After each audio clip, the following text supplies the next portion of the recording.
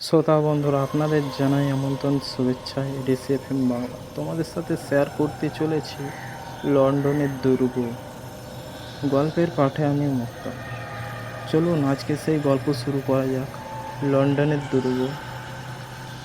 12 শতক নির্মিত এক দুর্গের ঘিরে প্রচলিত আছে নানান মিথ্যে কথা এবং গল্প কথা।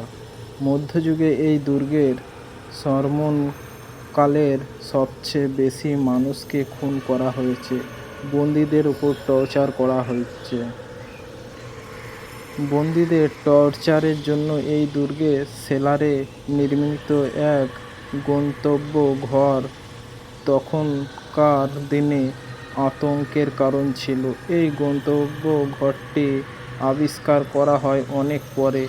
ততদিন দুর্গের পূর্বের প্রতাপ আর নেই। আবিষ্কার করার পর কি পাওয়া যায় জানেন? 1 মাইল লম্বা একটি সুড়ঙ্গ ভর্তি লাশের কঙ্কাল। সর্বগুলো এই টর্চার রুমে মারা যায় বন্দিরা লাশ হিসেবে চিহ্নিত করেন ইতিহাসবিদরা। ইতিহাস সাক্ষী যে এখানে খুন হয়েছেন রাজা থেকে শুরু করে যুদ্ধবন্দী অনেক সেনাপতি এবং সৈন্য। দুর্গের আশেপাশের বাসিন্দারা দুর্গটি এড়িয়ে চলেন। বলা হয় প্রতি পূর্ণিমা রাত্রে দুর্গের ছাদে নাকি একদল সৈন্যকে দেখা যায় যুদ্ধের সরঞ্জাম হাতে।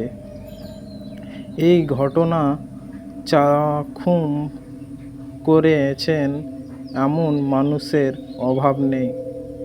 এছাড়াও দুর্গের নিরাপত্তা কর্মীরা জানেন দুর্গ থেকে গভীর রাত্রে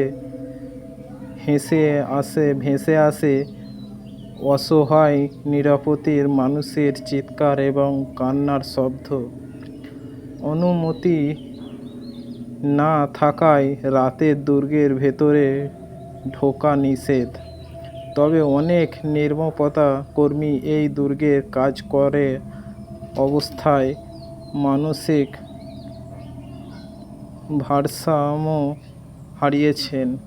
তাদের মধ্যে কেউ কেউ আত্মহত্যা করেছেন।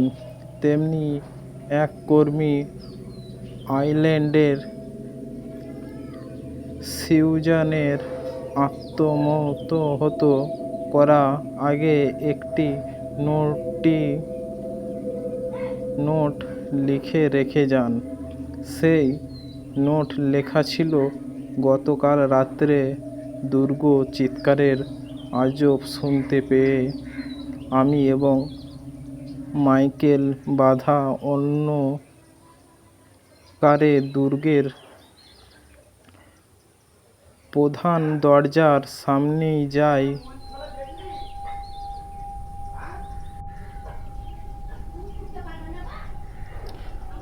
দরজা রাত্রে বন্ধ করে দেওয়া হলেও তখন আমরা দেখতে পাই দরজাটি পুরোপুরি খোলা। আমাদের চোখের সামনে পড়েছিল অগণিত লাশ, প্রত্যেকটি বৃহৎ অসহায়। কোনোটার মাথা নেই তো কোনোটার সারা শরীর জায়গায় জায়গায় বিচ্ছিন্ন। বাচ্চা থেকে শুরু করে বুড়ো মানুষের লাশ দেখতে পাই আমরা। হঠাৎ আমাদের চোখের সামনে কিছু লাশ উঠে দাঁড়ায় এবং চিৎকার করে উঠতে আমাদের দিকে এগিয়ে আসে।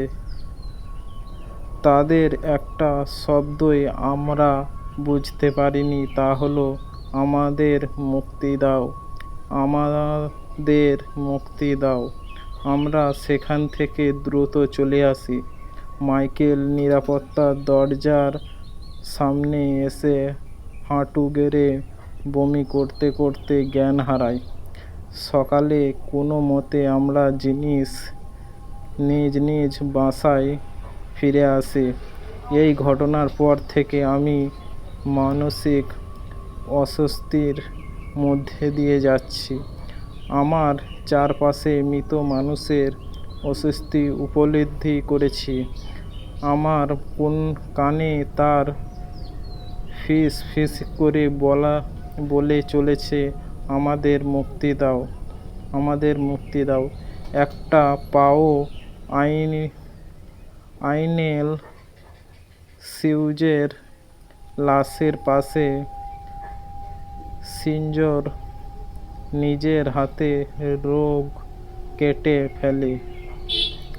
আত্মহত্যা করা এবং মৃত্যুদের আগে সারা ঘরে নিজেদের রক্ত দিয়ে বিচিত্র সব নকশা এঁকে দিয়ে যায়। সেই নকশাগুলো বেশিরভাগই টর্চার রুমে আঁকা নকশা এবং তার যন্ত্রপাতির মতো।